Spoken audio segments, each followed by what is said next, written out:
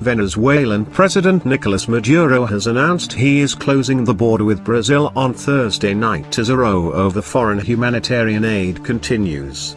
The embattled leftist leader went on TV to say that he was also considering shutting the border with Colombia to stop the opposition bringing in relief. He denies any crisis and calls the aid delivery plans a US-orchestrated show. Opposition leader Juan Guaido is leading a convoy to the Colombian border from the capital Caracas.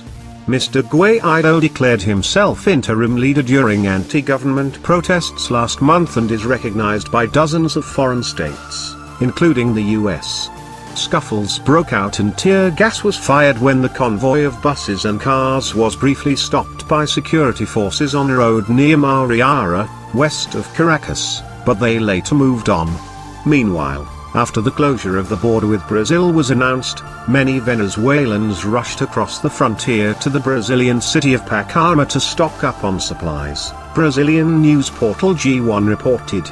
Queues of cars and people continued late into the evening, witnesses said.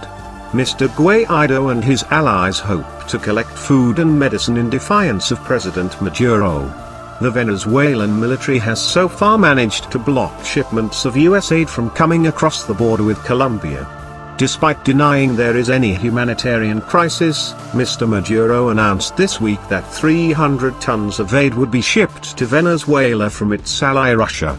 More than 3 million Venezuelans have fled in recent years as the country grapples with hyperinflation and shortages of essentials like food and medicine, the UN says.